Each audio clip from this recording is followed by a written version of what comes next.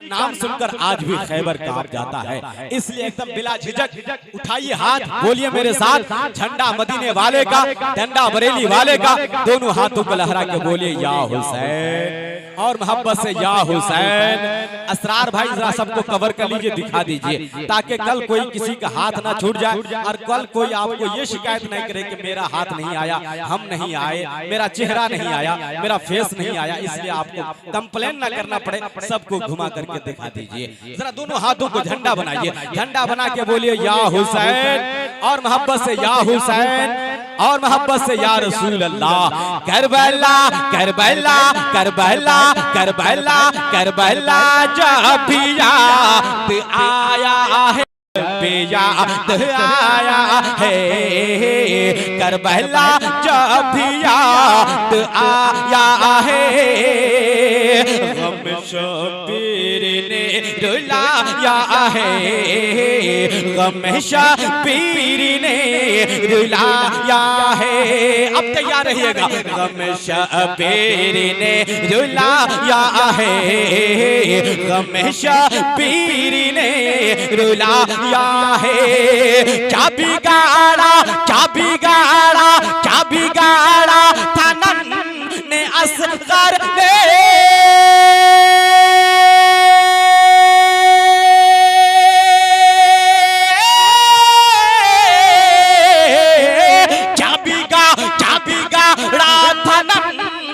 असगर ने,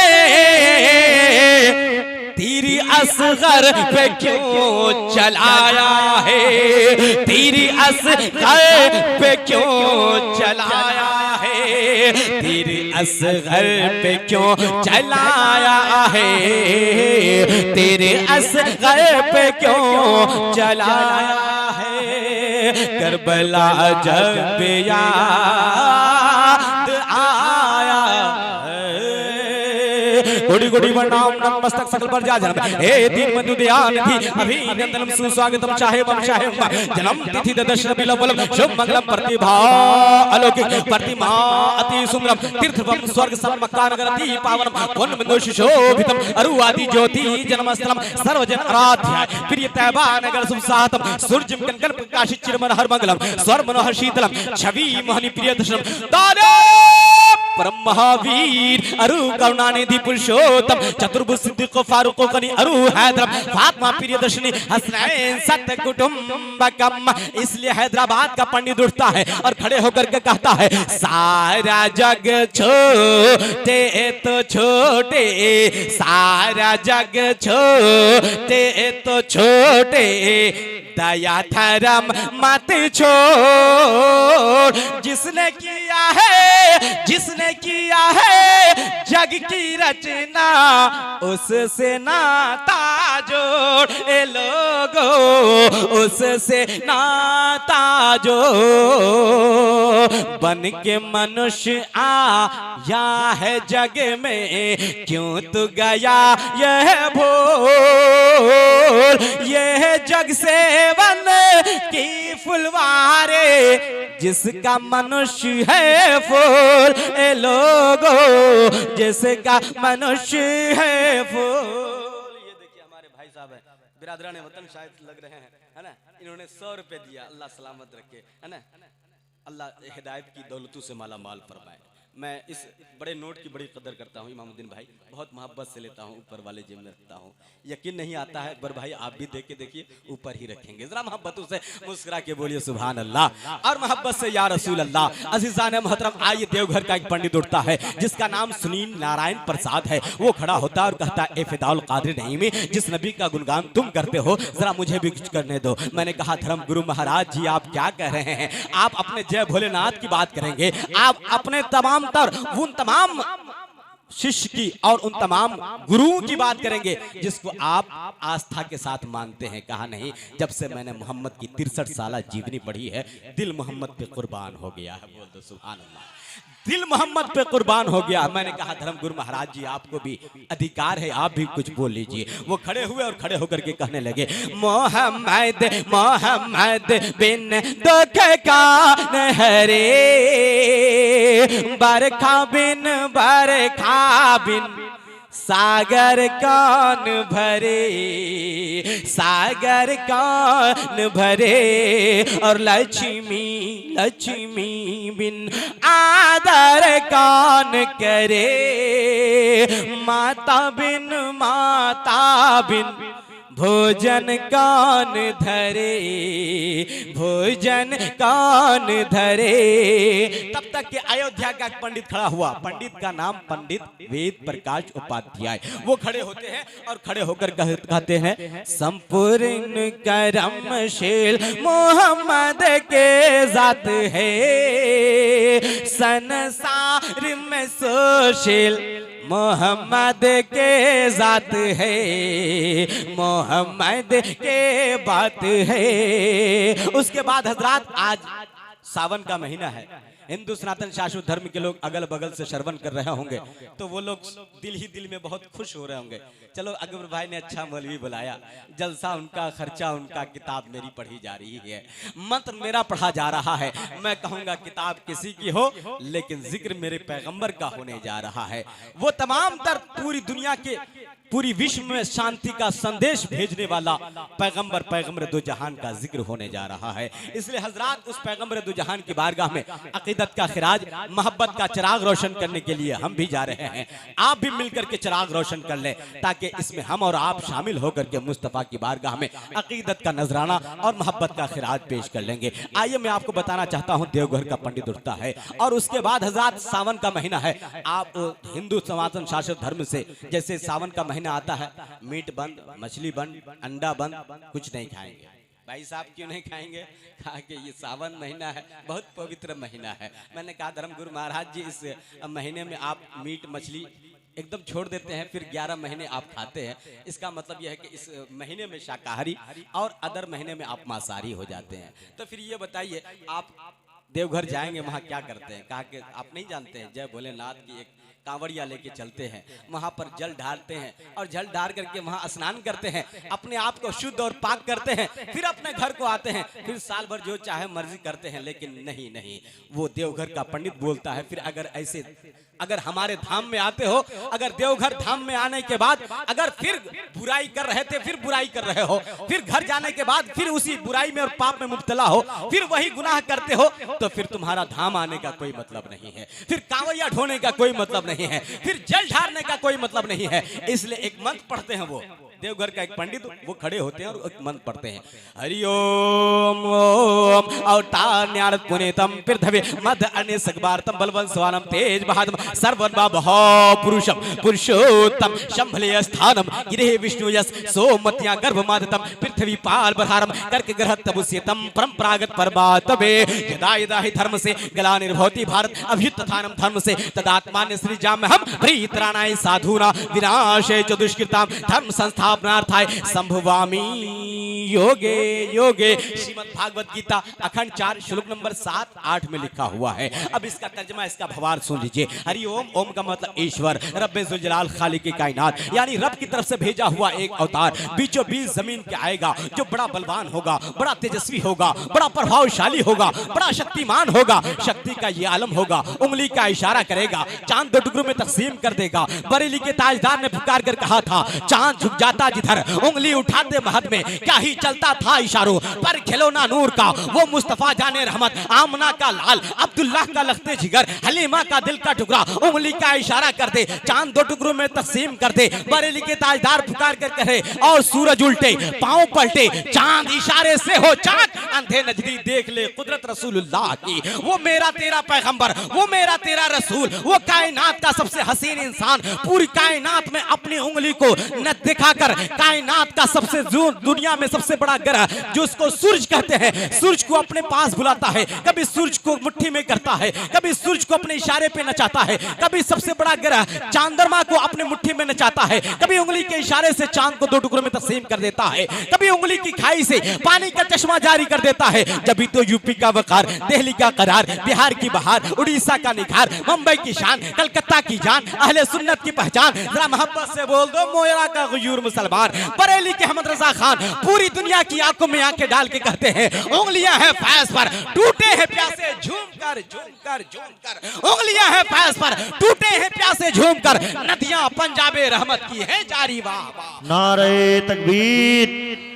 नारे रिसालत, नारे रिसालत। उलमाए अहले सुन्नत, उलमाए अहले सुन्नत, मसलके आला हजरत, नारे तकबीर, नारे रिसालत। सुभान अल्लाह। पता चला मुस्तफा जाने रहमत की उंगली के इशारे से चांद गर्दिश कर रहा है, सूरज पलट आता है, चांद के सीने को फाड़कर मुस्तफा जाने रहमत ने हुकूमत का दावा किया है। लेकिन आपको हजरात मैंने दावा किया है, दावा यह है कि हजरात मुस्तफा की उंगली के इशारे से चांद दो टुकड़ों में तकसीम हुआ है। अब दलील मेरी किताब से नहीं, दलील हालांकि हमारी किताब में बहुत मजबूत है, हमारी किताब में, हमारी पुस्तकों में, हमारे धर्मशास्त्र में बहुत मजबूत है। लेकिन मैं आप तमाम सनातन शाश्वत धर्म के लोग अगल बगल जहां से श्रवण कर रहे होंगे तो वो समझेंगे और वो महसूस कर लेंगे कि ये दलील हमें भी मान लेनी चाहिए। इसलिए हजरात हिंदू सनातन शाश्वत धर्म के लोग आज वो कान खोल करके सुन ले कि हजरात ये मैं नहीं कर रहा हूं, दावा मेरा है, दलील हिंदू भाइयों की किताब से देने जा रहा हूं। इसलिए देवघर का पंडित खड़ा होता है और वो खड़े होकर के कहता है ओंगे ले से जिसने चंद्रमा दो भाग में किए, शक्ति में बेमसिल मोहम्मद के जात है, मोहम्मद के बात है।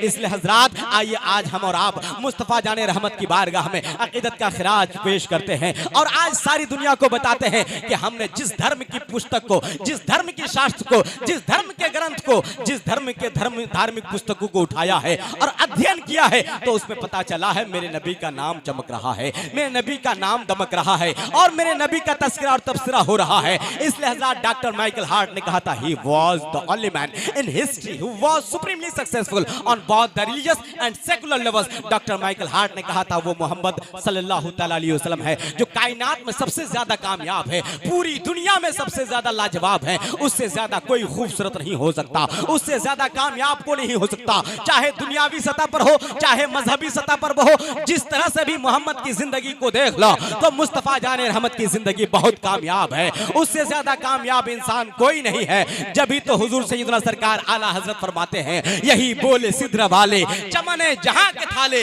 सभी मैंने छान डाले, तेरे पाए का न पाया तुझे यक न यक बनाया, तुझे हमद है खुदाया। इसलिए हजरात आइए मौत की तकरीब है, शादी की तकरीब के हवाले से अगर होती तो मैं कुछ बातें बयान करता, लेकिन आज ये इसाले सवाब की गर्ज से अकबर साहब ने अपने वालिदैन करीमैन के लिए इसाले सवाब की गर्ज से महफिल को सजाया है। इसलिए जहां मैं टू द पॉइंट जहां आना चाहता हूं वो मैं आकर के आपको बताना चाहता हूं कि हजरात मैंने कुरान मजीद की आयत करीमा तिलावत की है, व ऐनमा तकुनु युद्रिकुमुल मौत वलो कुंतुम फी बुरूजिम मुशय्यदा, तुम जहां कहीं भी रहोगे मौत तुम्हें पकड़ लेगी, मौत तुम्हें अपने कब्जे में और चुंगल में कर लेगी, चाहे तुम शीशे के बंद कमरे में और मकान में भी रहो। हजरात आज बड़े बड़े पैसे वाले और दौलतमंद सरवतमंद लोग हैं, आज वो ये समझ रहे होंगे कि हम दौलत की बुनियाद पर, सरवत की बुनियाद पर, पैसे की बुनियाद पर, हम अपनी जायदाद की बुनियाद पर हम मौत से बच जाएंगे। नहीं नहीं हजरात, कुरान पुकार कर कहता तुम जहां कहीं भी रहोगे मौत तुम्हें पकड़ लेगी, अगरचे तुम शीशे के बंद कमरे में और बंद मकान में रहो। यही वजह है कि इंसान हॉस्पिटल में रहता है,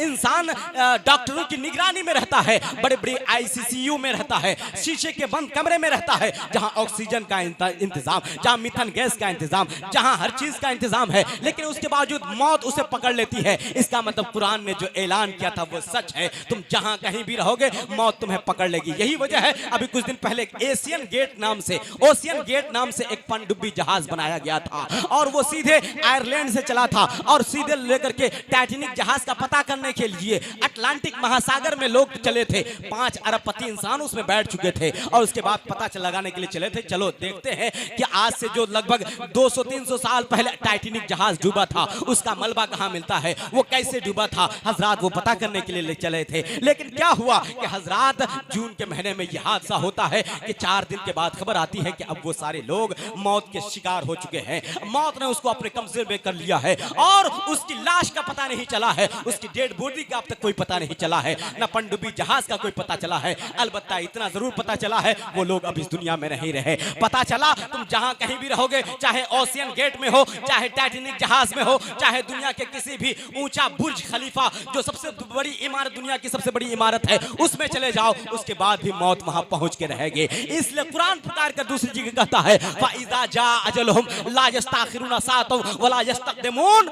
जब मौत की घड़ी आ जाएगी, जब मौत का लम्हा आ जाएगा, जब जागने का वक्त आ जाएगा, तो मौत ना आगे होगी ना पीछे होगी, ऐन वक्त पर आ जाएगी। इसलिए कबीर दास जी ने कहा था, ए इंसान जब तू इस दुनिया में आता है, जब 20 साल 25 साल की उम्र होता है तो होती है, तो तुम समझता है कि मेरे जैसा कौन है, मैं सुंदर हूँ, मेरे जैसा कौन सुंदर होगा, मेरे समाज में मेरे जैसा कौन होगा। जब तू 50 साल 60 साल की उम्र का होता है तो समझता है मेरे पास दौलत है, सरवत है, जायदाद है, बंगला है, कार है, गाड़ी है, ये सारी चीजें हैं, लेकिन तू समझता है कि समाज में मैं मुअज़्ज़ज़ हूँ, समाज में सबसे ज्यादा इज्जतदार हूँ, समाज में मेरी इज्जत है, दो चार लोग मेरे आगे पीछे घूमते हैं। लेकिन कबीरदास जी कहते हैं इस गुमान में मत रह कि तू इस दुनिया में रह जाएगा। ये मिट्टी, इस मिट्टी में जो तू पैदा हुआ, इसी मिट्टी से मिलाया जाएगा, फिर इसी मिट्टी में दफनाया जाएगा, फिर इसी मिट्टी से निकाला जाएगा। वो मिन्हा खलकनाकुम व फीहा नुईदुकुम व मिन्हा नुखरिजुकुम तारतन उखरा। इसी मिट्टी से पैदा किया गया, इसी मिट्टी से निकाला जाएगा, फिर इसी मिट्टी में दफन किया जाएगा। इसका मतलब यह है कि ये मिट्टी का रिश्ता हमसे बहुत पुराना है।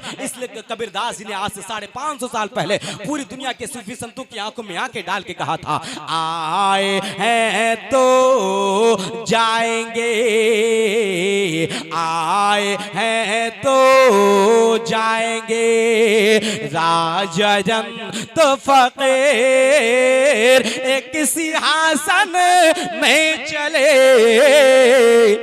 एक बंधे जंजीर कबीरा, एक बंधे जंजीर। आज हम जिस मिट्टी और जमीन पर बैठ करके जिक्र मुस्तफा सुन रहे हैं, तो हजरात ये मिट्टी का रिश्ता इतना पुराना है और ये मिट्टी पुकार कर कह रही है, इस मिट्टी पर चलता है, कभी पाप करता है, कभी पुण्य करता है, कभी नेकी करता है, कभी बुराई करता है। तो सुन, बुराई करने के वक्त जब तेरा कदम आगे बढ़े ना, तो उस वक्त इस मिट्टी को याद कर लेना। ये मिट्टी पुकार कर कहती है, ए इंसान अकड़ कर मत चल, ए इंसान इस धरती पर तू सीना तान कर चलता है और ये समझता है मेरे जैसा बलवान कोई नहीं है। तू तो एक मच्छर के सहारे से तेरी मौत हो सकती है, एक मच्छर तेरी जान ले सकता है। इसलिए तू ये ना समझ कि मैं मौत से रुस्तगार हूं, और मौत से किसको रुस्तगारी है, आज हमारी तो कल किसी की बारी है। इसलिए मिट्टी, आज मिट्टी का सबसे ज्यादा झगड़ा आज समाज में, गांव में, कोर्ट कचहरी में, अदालत में सबसे ज्यादा फैसले इसी बात का होता है, मेरा भाई 2 कट्ठा जमीन ज्यादा हड़प लिया है, मेरा समाज में मेरा जो पड़ोसी है,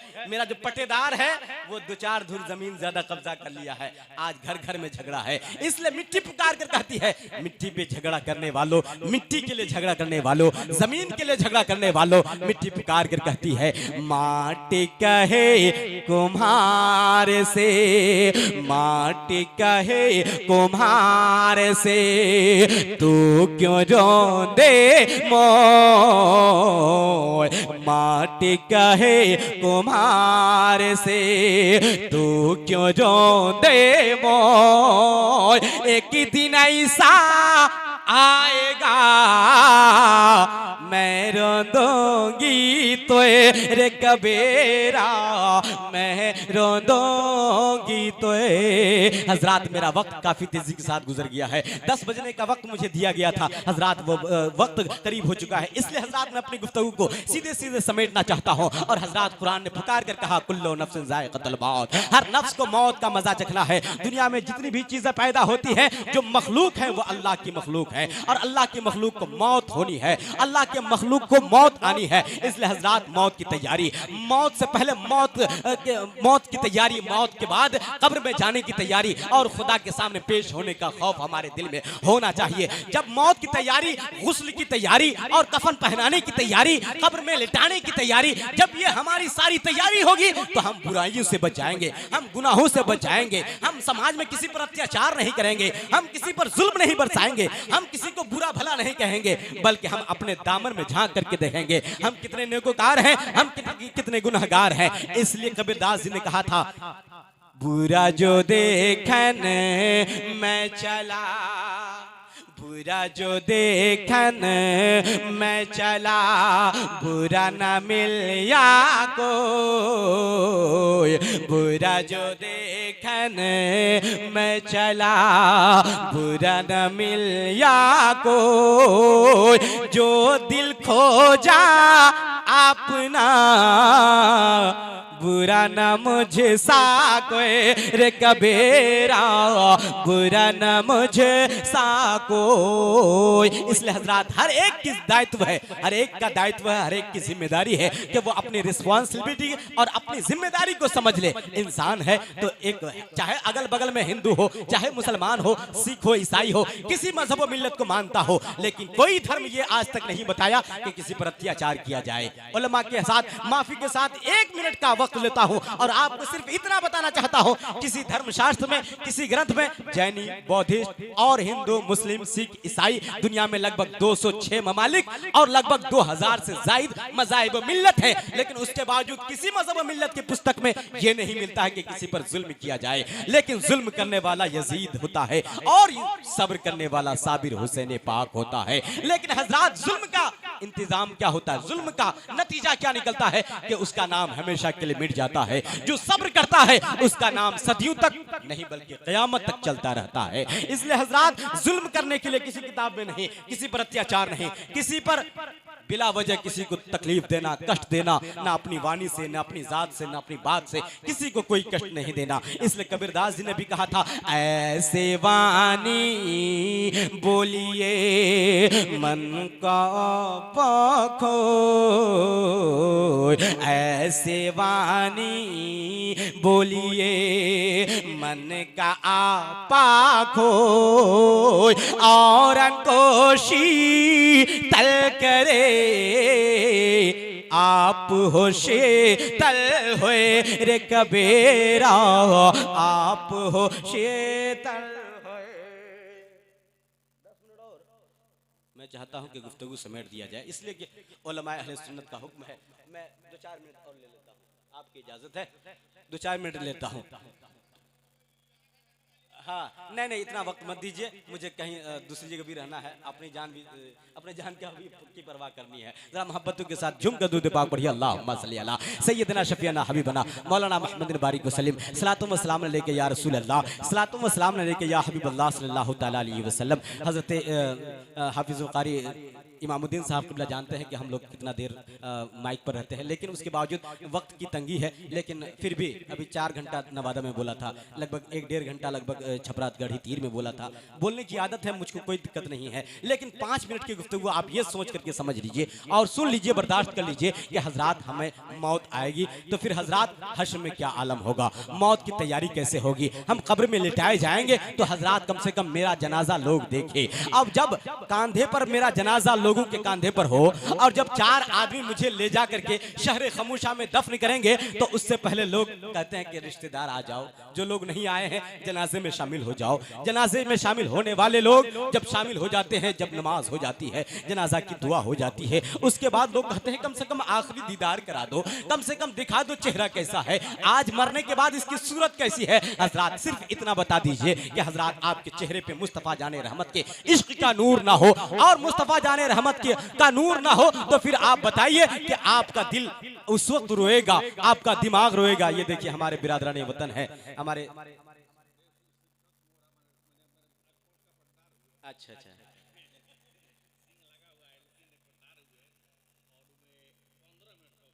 15 मिनट का और समय दिए। हमारे भाई माथा में चंदन का टीका और धोती पहनकर आज मेरे पास है, बड़ी खुशी हुई। लेकिन हर सूरत ये हमारे सिंह भाई आए, हवारी हो, तिवारी हो, अंसारी हो, सबको आज एक ऐसा पैगाम दूंगा कि नफरत का बाजार खत्म हो जाए, मोहब्बत का बाजार गर्म हो जाए। इसलिए कि आज सोशल मीडिया के जरिए हमारे ज़हन और दिमाग में जो जहर घोल दिया जाता है, आज लोग ये समझते हैं ना कि मौलवी है तो ये अपने मजहब मिल्लत की बात करता है, ये पंडित है तो ये अपने धर्म को बचाने के चक्कर में है। नहीं, हर कोई सिर्फ अपनी इंसानियत की फिक्र करे। इसलिए कबीरदास जी ने कहा था, कोई बाद में मुसलमान होगा, कोई बाद में सिख होगा, कोई बाद में ईसाई होगा, बाद में जैनी बौद्धिस्ट होगा, लेकिन पहले वो इंसान बन जाए। इसलिए कि इंसानियत का धर्म ये नहीं कहता, इंसानियत का मजहब ये नहीं कहता किसी को मारा जाए, किसी को पीटा जाए, किसी पर अत्याचार, किसी पर जुल्म किया जाए। इंसानियत का मजहब ये कहता है, इंसान ये बताता है, मानवता ये कहता है, कोई भूखा हो उसे खाना खिला दिया जाए, कोई प्यासा हो उसे पानी पिला दिया जाए, कोई बेसहारा हो उसे सहायता दे दिया जाए, कोई मजबूर और लाचार हो उसकी मदद और इमदाद और ताउन करके उसकी इमदाद कर दीजिए, ताकि उसके दिल से, हृदय से दुआ निकले तो आपकी जिंदगी कामयाब हो जाए। इसलिए कबीरदास जी ने कहा था कि इस धरती पर आए हो हजरात, में बात अभी मेरा पॉइंट ये था कि जब कब्र की तन्हाई में लिटाया जाएगा तो उस वक्त कम से कम 4 लोग, कम से कम हजारों लोग आते हैं और जनाजे में शरीक होकर के ये देखना चाहते हैं कि आज मरने वाले की शक्ल कैसी है। हजरात, जब मेरे कफन पे, जब मेरा कफन हटाया जाए, मेरे चेहरे से पर्दा हटाया जाए, उस वक्त देखने वाला कम से कम ये देख करके जाए और ये कहे कि आह, अच्छा इंसान था, भला इंसान था, जब तक दुनिया में रहा इसकी जात से, इसकी बात से किसी को कोई कष्ट, कोई दुख तकलीफ नहीं पहुंचे, इसलिए ये इंसान भला इंसान था। 2-4 साल और जी जाता तो 2-4 लोगों की भलाई हो जाती, 2-4 साल और जीवित रहता तो हो सकता है समाज में कुछ अच्छा काम करके जाता। लेकिन जब जाने वाला जाता है वो मुस्कुराता जाता है, आगे पीछे रोने वाले रोते रहते हैं और समाज में और पटेदार में लोग रोने वाले रोते रहते हैं। जब जनाजे की शक्ल तैयार हो जाती है, जब जनाजा उठाया जाता है, फिर उसके बाद चेहरे से पर्दा हटाया जाता है, जब देखा जाता है कम से कम आखिरी दीदार कर लो, और आखिरी दीदार करके आज इसे दफन करने की बारी है, तो हजरात उससे पहले कम से कम हमारा चेहरा इस लायक हो जाए, हमारी सूरत इस लायक हो जाए, लोग मुसलमान कह सके। मुसलमान होने का क्या मतलब है कि हजरात हमारी जात से किसी को कोई तकलीफ ना पहुंची हो और हमारी बात से किसी को कोई तकलीफ ना पहुंची हो, अगर पहुंची हो तो फिर फौरन उससे मेल मिलाप कर लिया जाए। इसलिए कि समाज में रहते हैं तो हो सकता है हमारी बातों से किसी को कष्ट पहुंचे, लेकिन फिर दोनों भाई आपस में मिल जाए और दोनों भाई में मोहब्बत और उल्फत पैदा हो जाए। इसलिए मेरे पैगंबर ने इरशाद फरमाया, 2 भाई जब आपस में मिलता है और खुश होकर के मिलता है, परवरदिगार आलम बड़ा खुश होता है। और जब कोई इंसान 2 आदमी को आपस में लड़ाता है, समाज में कुछ लोग ऐसे भी हैं, 2 आपस में भाई की मोहब्बत है, 2 समाज में 2 इंसान आपस में एक साथ उठता बैठता है तो देखता है फलाना बहुत उसके साथ बैठता है, फलाना की बहुत उससे मोहब्बत है, बहुत एक साथ उठना बैठना रहता है, रुक इसको ऐसी तिनका ऐसी लकड़ी लगाते हैं दोनों में फूट पड़ जाएगी।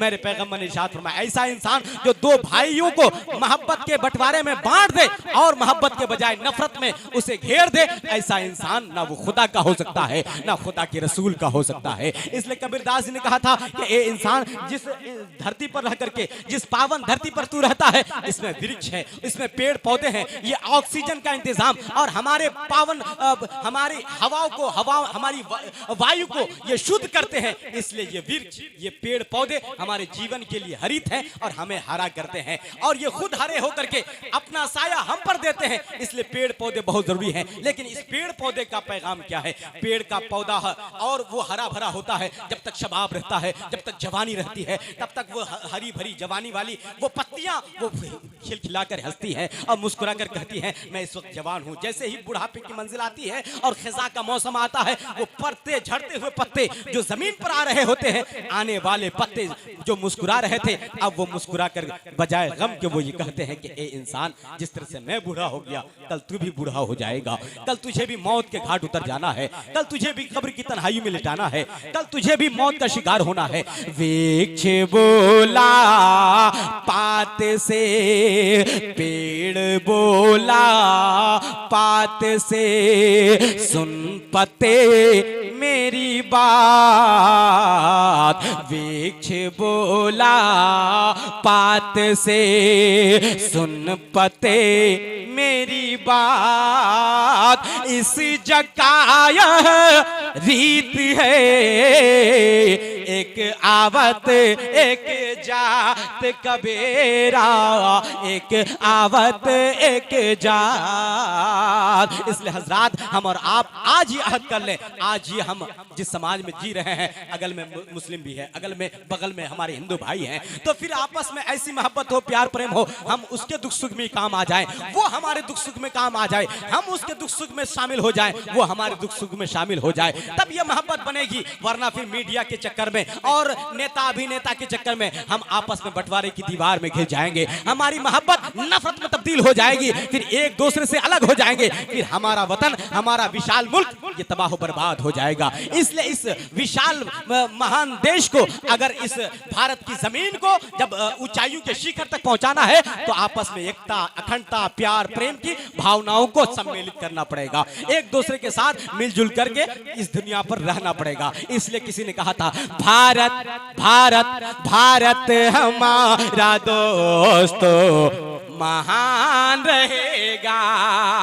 हम अपने भाई सिंह भाई का इस्तेमाल करते हैं और हार्दिक अभिनंदन करते हैं। मैं उनकी तरफ से एक शेर पढ़ता हूँ, भारत भारत हमारा दोस्तों महान रहेगा, कि भारत हमारा दोस्तों